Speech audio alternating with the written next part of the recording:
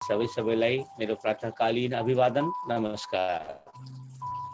कस्तो राम्रो योग साधना सिकाइरहनु भएको छ लक्ष्मणजीले। लक्ष्मणजीसँग बसेर गर्दाको मजै अर्कै।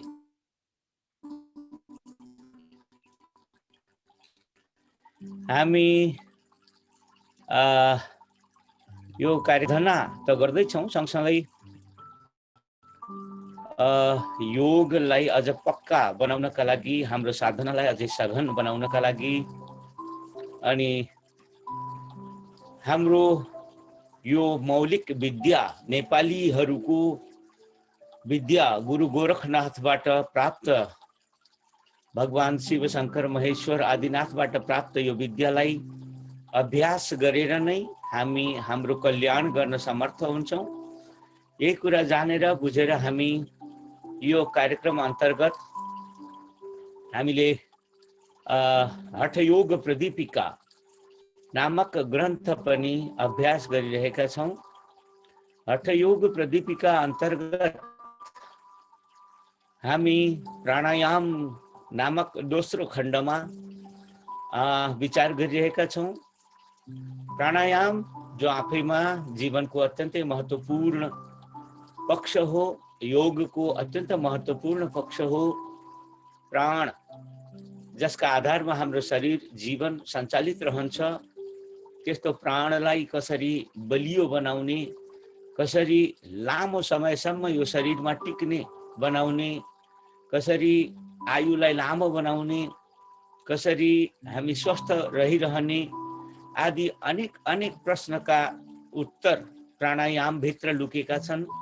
प्राणायाम गरेर नै तपाईँ हामी अनेक तरहका रोग व्याधिबाट मुक्त हुन सक्छौँ र प्राणायामले नै जीवन आयु लामो बन्दछ आदि इत्यादि अनेकन कुराहरू हामी यो प्राणायाम अन्तर्गतका यो शास्त्रीय विषयहरू सुनिरहेका छौँ, जानिरहेका छौँ।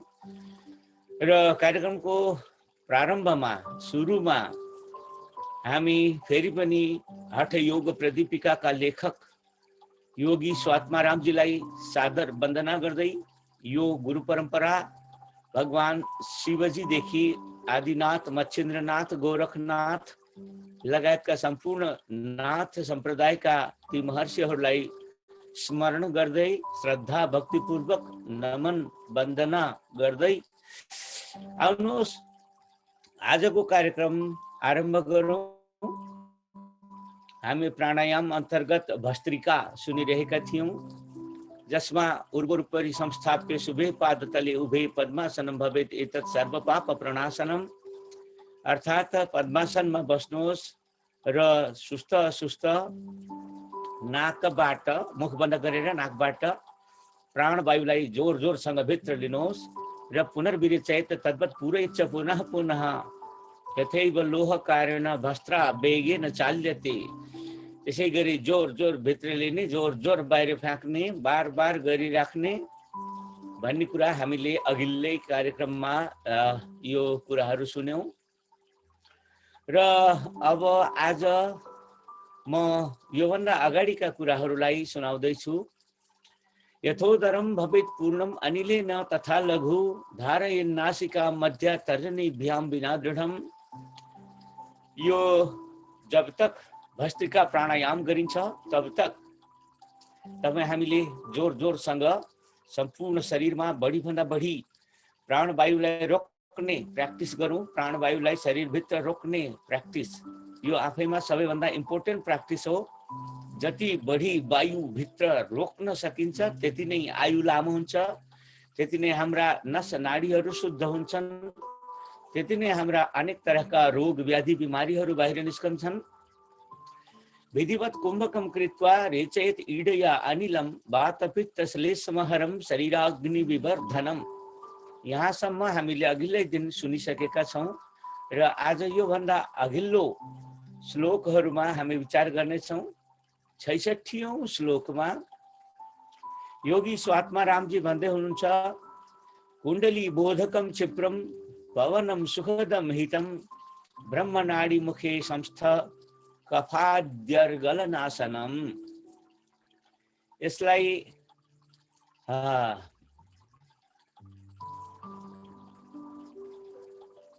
कुण्डली बोधकम क्षिप्रम,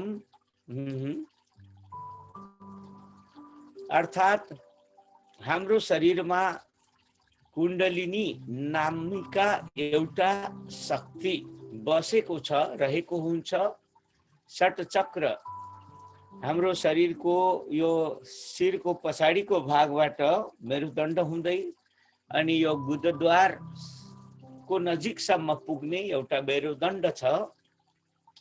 त्यही मेरुदण्डको सबैभन्दा तलपट्टि जहाँ मूलाधार चक्र हुन्छ, त्यो मूलाधार चक्रमा कुण्डलिनी शक्तिको वास हुन्छ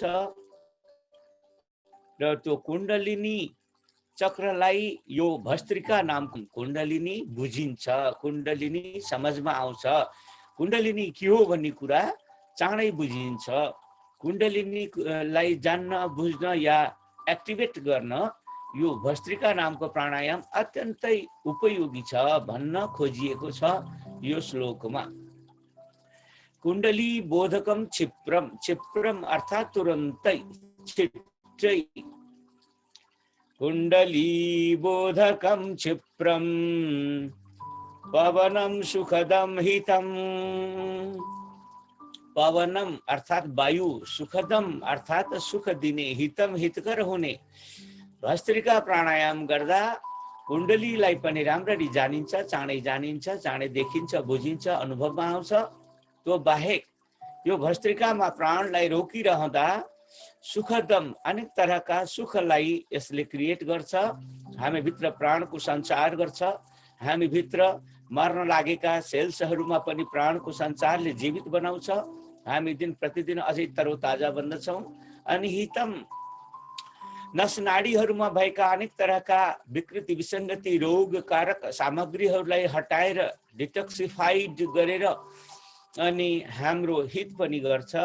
त्यसै गरी ब्रह्मनाडी मुखे संस्थम, हाम्रो यो सुषुम्ना नाडीमा अथवा हाम्रो यो मुखमा, मुख या यो गला यो भागमा, नाक, कानमा, आँखामा अथवा यतातिर हुने जे जति पनि कफ आदि अनेकन विकारहरू छन्, विसङ्गतिहरू छन्, यिनीहरूलाई पनि अर्गलन आसनम, यो सबै बाधा व्यवधानलाई यसले नाश गर्दछ भन्ने कुरा हामीले यो श्लोकबाट जान्न सक्छौँ, बुझ्न सक्छौँ। यसै गरी अघिल्लो श्लोक योगी स्वात्मारामजी भन्दै हुनुहुन्छ, प्रभु यो अघिल्लो श्लोक कता गयो, यहाँ आएन नि। सम्यक गात्र समुद्भूत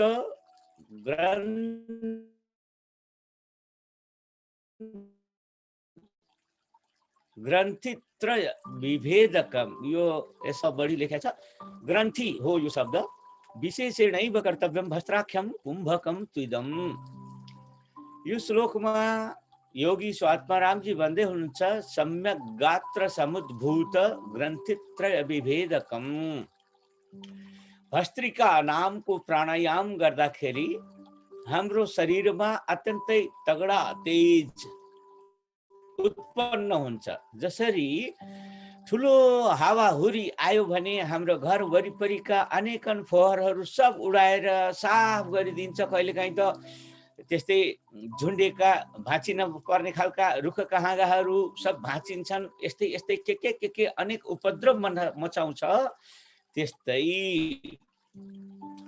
यो भस्त्रिका नामको प्राणायामको अभ्यास गर्दाखेरि हाम्रा शरीरमा भएका ग्रन्थित्रय, तीन तरहका ग्रन्थि, वात पित्त कफ रूपी ग्रन्थि हुन् अथवा सत्व गुण, रजोगुण, तमोगुण, त्रिगुणात्मिका ग्रन्थि हुन् अथवा अरू रोगका हिसाबले या योगका हिसाबले अनेक तरहले हाम्रा शास्त्रहरूले ग्रन्थित्रय, तीनवटा गाँठा हाम्रो भित्र रहिरहन्छ भन्ने कुरा सङ्केत गर्छ। माया मोह आदि इत्यादि पनि एक प्रकारको गाँठो मानिन्छ।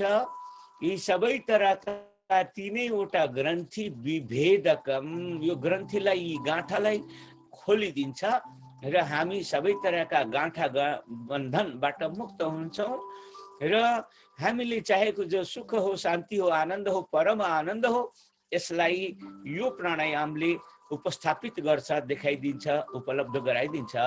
त्यही भएर तल्लो लाइनमा भन्दै हुन्छ, विशेषेणैव कर्तव्यम, विशेष रूपमा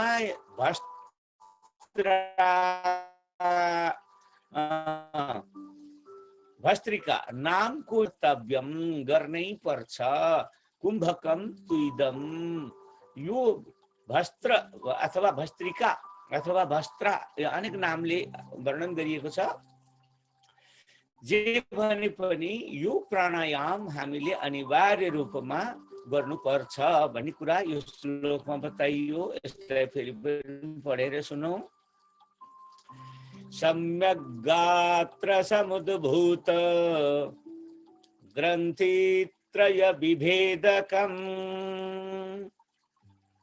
विशेषेणैव कर्तव्यम् भस्त्राख्यम कुम्भकम तुइदम।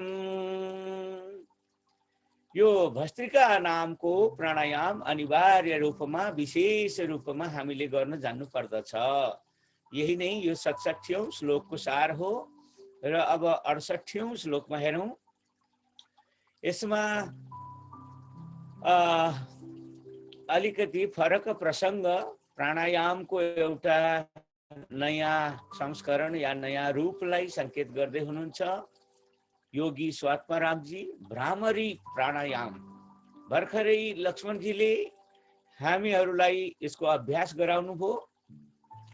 कानलाई यसै गरी बन्द गरौँ, बुढी औँठाले कानहरू बन्द गरौँ, अनि चोरी औँला अथवा अरू दुई औँला, चोरी औँला यो उमाथि अनि दुई औँलालाई आँखा बन्द गर्ने गरी अनि श्वास भित्र भरौँ, अनि सुस्त सुस्त यो एउटा मौरी कराउने, मौरीको जो पंखाको आवाज हुन्छ त्यस्तै भृङ्गी नादम शब्द यहाँ प्रयोग गरेको छ। यो भृङ्ग या भृङ्गी जे भनौँ, यो लिङ्गले लिङ्ग मात्र भेद हो। भृङ्गनादम या भृङ्गिनादम जे भने पनि, भृङ्गनाद भनेको पुरुष मौरीलाई यहाँ बुझ्नुपर्छ। वेगाद घोषम पूरकम भृङ्गनादम, अर्थात हामीले हावा भित्र भर्दाखेरि वेगात जोरसित भर्ने, अनि त्यो कस्तो भन्दा भृङ्गनाद जस्तो, माने भाले मौरीको नाद आवाज जस्तो। अनि फेरि भृङ्गी नादम रेचकम मन्द मन्दम, अलिकति हलुका बनाएर, अलिकति सानो आवाज बनाएर, अलिकति स्मल साइजको आवाज बनाएर त्यो लेडी मौरी को जस्तो नाद आवाज निकालौं र सुस्त सुस्त मन्द मन्दम वायुलाई बाहिर निकालौं। रेचकम मन्द मन्दम। योगीन्द्राणाम एवं अभ्यास योगात चित्ते जाता काचित आनंद लीला।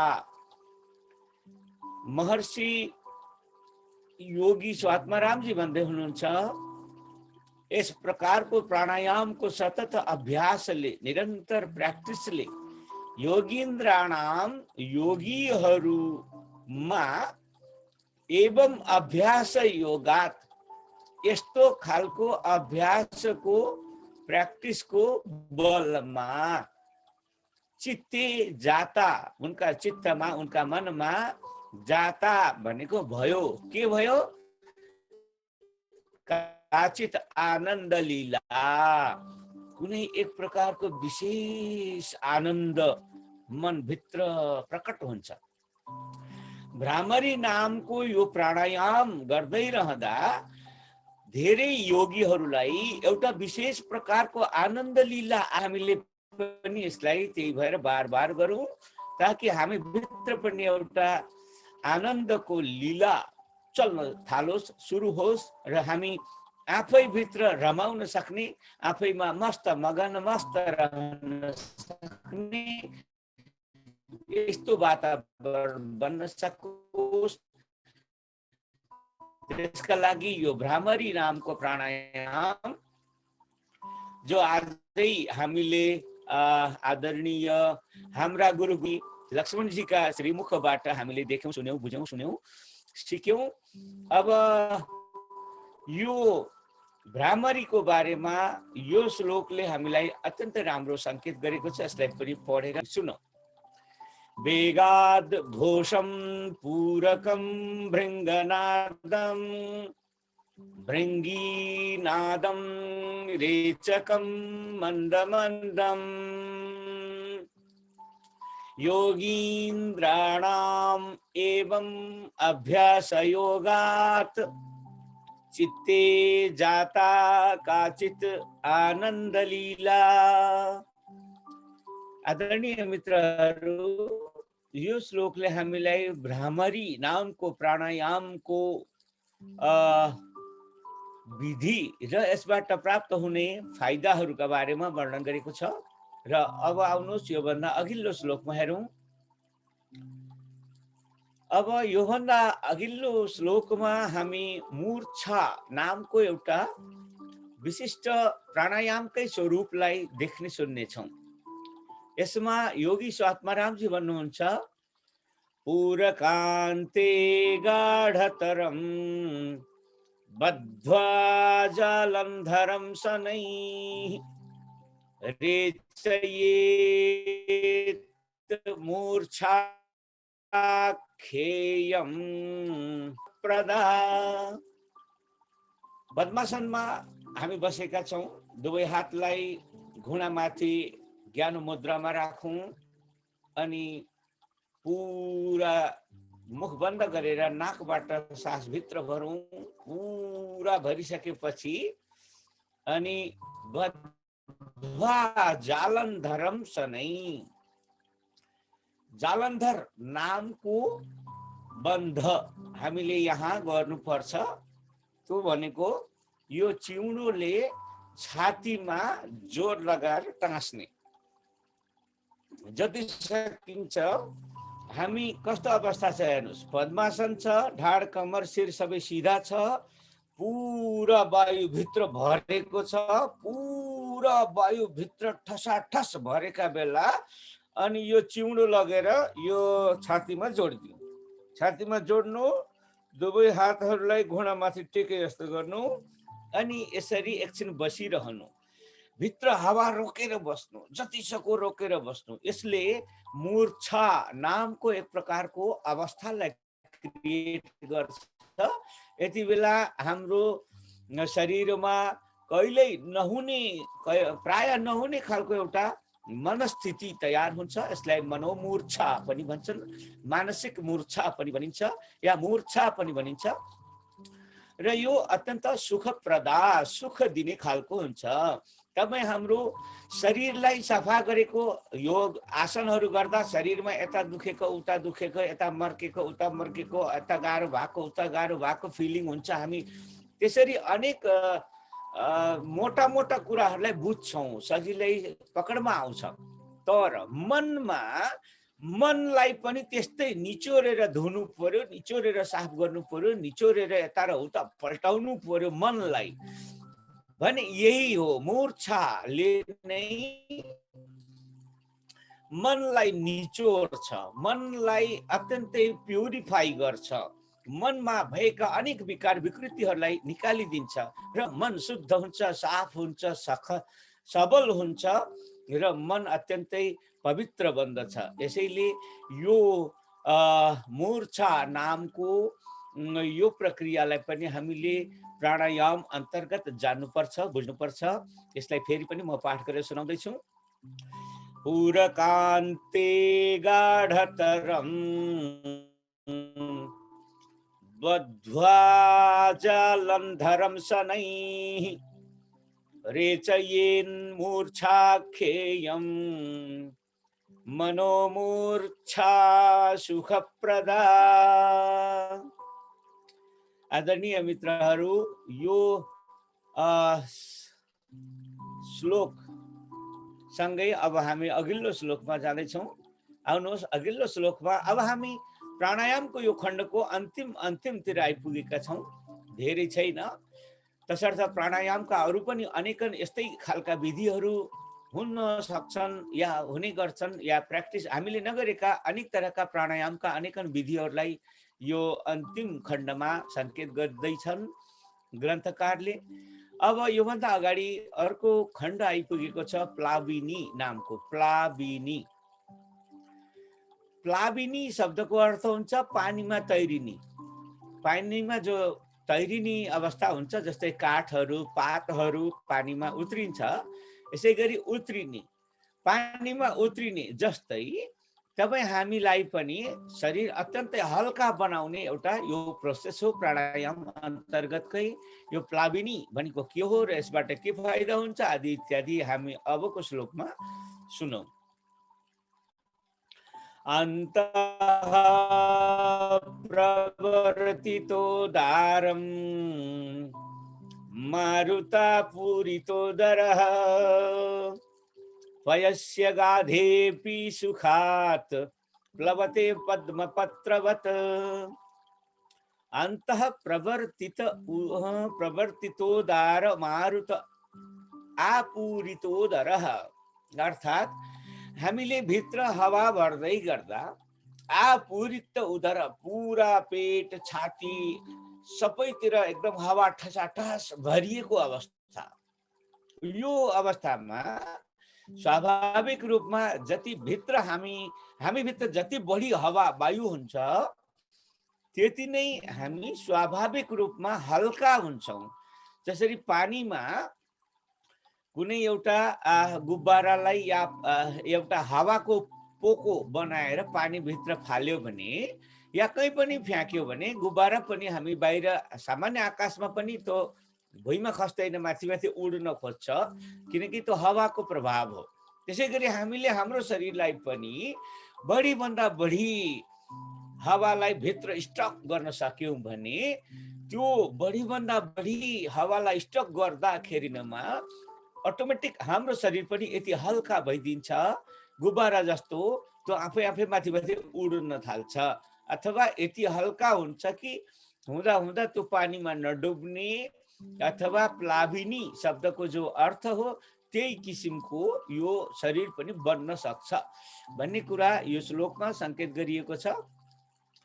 पयसी अगाधेपि, पयसी शब्दको अर्थ हुन्छ पानीमा, अगाधे भनेको गहिरो, गाध शब्दको अर्थ हुन्छ गहिरो, अगाध भनेको पिँध नपाइने धेरै गहिरो। अगाधेपि, गाध शब्दको अर्थ पिँध, अगाध भनेको पिँध नपाइने, अन्तिम कति गहिरो छ थाहै पाइँदैन। भुइँमा जमिन भेटाए पो यति गहिरो छ भन्ने थाहा हुन्छ, जमिनै भेटिएन भने त यति नै गहिरो छ भन्न सकिन्न नि त। त्यसैलाई जमिन नभेटाइने गहिरोलाई यहाँ अगाध शब्द प्रयोग गरेको छ। त्यति गहिरो पानीमा पनि सुखात प्लवते, सजिलैसित तैरिन्छ, अर्थात् माथि नै बाहिरै रहन्छ, डुब्दैन। जसरी उदाहरण दिनुभयो पद्म पत्रवत। पद्म अर्थात् कमलको फूल, पत्र त्यसको पात, वत भनेको झैं।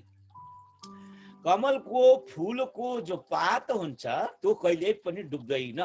त्यो नडुबे जस्तै हामीले सम्पूर्ण रूपमा छाती, पेट आदि इत्यादि सारा भाग ठसाठस हावाले भरेर यो प्र्याक्टिस बारम्बार गरिरह्यौँ, भित्र भरिरह्यौँ र भित्रभित्रै धेरैभन्दा धेरै प्राणवायुलाई सञ्चित गर्ने प्र्याक्टिस गऱ्यौँ र यो प्र्याक्टिसमा सफल भयौँ भने पानी भित्र डुबे पनि तपाईँ डुब्नुहुन्न, प्लवते सजिलै माथि उत्रिनुहुन्छ। जसरी कमलको फूल बाहिरै रहन्छ, पानीमा डुब्दैन, त्यसै गरी तपाईँ हामी पनि त्यस्तो शक्ति सामर्थ्य प्राप्त हुन्छ भन्ने कुरा यो श्लोकले बताए। फेरि पनि यो श्लोकलाई एकपालि पढेर सुनौँ। अन्तः प्रवर्तितोदारं मारुतापूरितोदरः यहाँ अन्तः प्रवर्तित शब्दको अर्थ हुन्छ भित्र भरिएको, खूब धेरै भरिएको। मारुत शब्दको अर्थ वायु। पूरित उदर भनेको भरिएको भुँडी, भरिएको पेट। यहाँ जसरी बुझौँ यसलाई, फोक्सो भनौँ या पेट भनौँ या छाती भनौँ, जे भनौँ तात्पर्य बुझेर चलौँ। अन्तः प्रवर्तितोदार मारुता पूरितोदरः पयस्य गाधेऽपि सुखात् प्लवते पद्मपत्रवत्।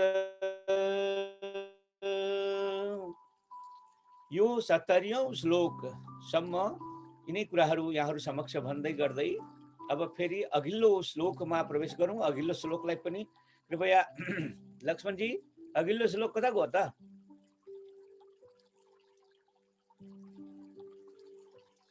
71। अब अघिल्लो श्लोकमा प्राणायामस्त्रिधा प्रोक्तो रेचपूरक कुम्भकैः सहितः केवलश्चेति कुम्भको द्विविधो मतः। अब प्राणायामका पनि केही भेदहरूलाई अझै बदल्दै बताउँदै हुनुहुन्छ। प्राणायाम त्रिधा प्रोक्तो, प्राणायाम 3 थरी बताइयो। 3 थरी प्राणायामको कुरा बुझ्नुपर्छ। कस्ता? रेचक अर्थात छोड्ने वाला, अनि कुम्भक अर्थात भित्रै रोक्ने वाला। 3 थरी छन्। एउटा भित्र सास तान्ने, एउटा भित्र रोकिराख्ने, अनि अर्को फेरि बाहिर छोड्ने। यो 3 थरी प्राणायाम बताइयो। प्रोक्तः माने बताइयो। अब यस किसिमको जो पूरक, रेचक, कुम्भक इत्यादि यसरी गर्ने प्राणायाम हो, त्यो पनि द्विविधो मतः, 2 थरी छ। एउटा सहित कुम्भक सहित, एउटा केवल कुम्भक, एउटा कुम्भक सहित अरु पनि रेचक पूरक गरिने, र एउटा केवल कुम्भक गरिने। यसरी 2 तरहको प्राणायाम हुन्छ भनेर बताइयो। यसको यो दुवै थरी प्राणायामको अरु विवरण अघिल्ला श्लोकहरूमा छन्। अब हामी 72औं श्लोकमा जाउँ, हेरौँ के भन्दै हुनुहुन्छ 72औं श्लोकमा। अघिल्लो श्लोक अब 71 भयो, 72औं। अघिल्लो श्लोक। मेरो कम्प्युटर जानै खोजेन। मैले यहाँ राखिराखेको थिएँ, कता छ? तपाईको यो निकालिदिएमा मैले भेटाउँछु कि जस्तो लाग्छ है। यहाँ छ, मैले कहीँ राखेको। ओके, मैले पाएँ ल।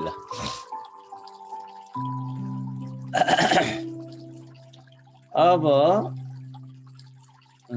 प्लाविनी प्राणायामस्त्रिधा। ओके, यावत् केवल सिद्धि स्यात् सहितं तावदभ्यसेत् रेचकं पूरकं उक्त्वा सुखम यद वायुधारणम्।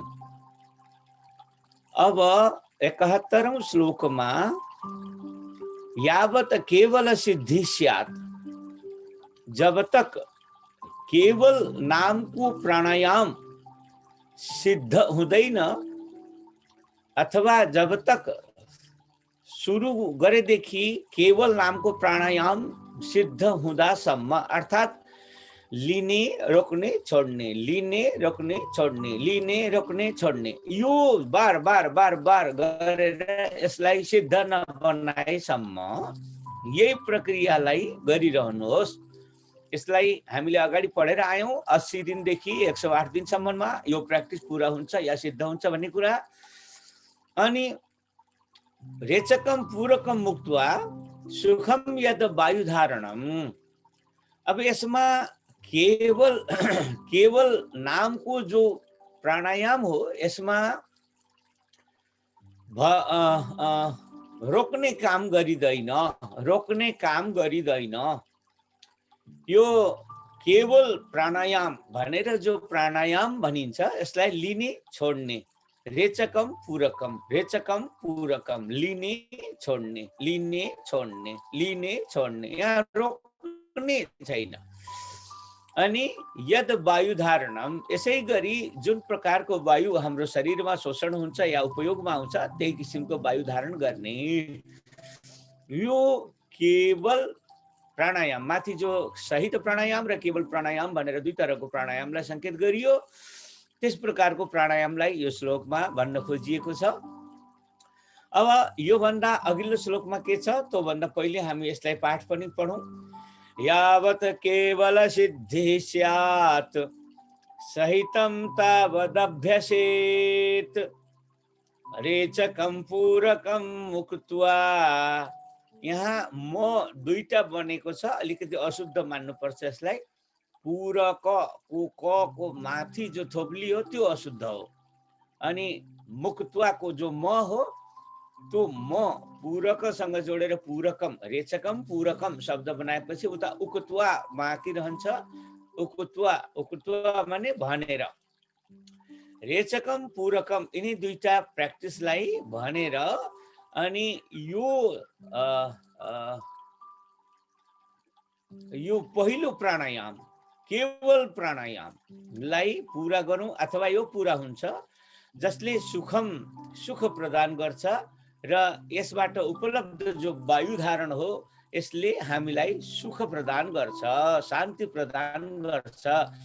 यहाँनिर हामीले जान्नुपर्ने कुरा के पनि हो भने आदरणीय मित्रहरू, हामीले निकै कम पवनलाई अभ्यास गरिरहेका हुन्छौँ, अर्थात् वायु धारण या प्राणायाम अथवा सामान्यतया श्वास प्रश्वास गर्दै गर्दा पनि हामी सानो सानो सानो सानो श्वास प्रश्वास गरिरहेका हुन्छौँ, जसले यो प्राणायाम पूरा हुँदैन या फलित हुँदैन।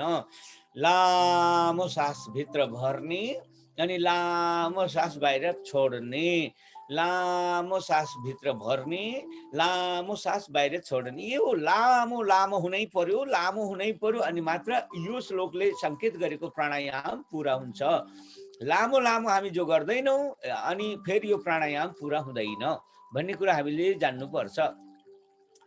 आदरणीय मित्रहरू, यद्यपि आजको समय सन्दर्भ पूरा भइरहेको संकेत मैले प्राप्त गरिरहेको छु र एकातिर पनि अर्कोतिर यो अध्याय पूरा गर्न अब सकिन लागेको छ, तर आज पूरा गर्न सम्भव देखिँदैन। तसर्थ म यहाँहरू समक्ष निवेदन गर्छु, आजका लागि अब यति नै श्लोकहरू आजको कार्यक्रममा संकेत गर्दै अब हाम्रो कार्यक्रममा को मित्र हुनुहुन्छ, यदि कहीँ कतै कसैलाई कुनै मित्रलाई आजको कार्यक्रममा पढिएका श्लोकहरू र यसले भन्न खोजेका विषयवस्तुमा कहीँ कतै कुनै सन्देह, शङ्का या कोही प्रश्न छ भने प्रश्नोत्तर गरौँ। ओम पूर्णमदः पूर्णमिदं पूर्णात् पूर्णमुदच्यते पूर्णस्य पूर्णमादाय पूर्णमेवावशिष्यते। ओम शांति शांति शांति। हरि ओम।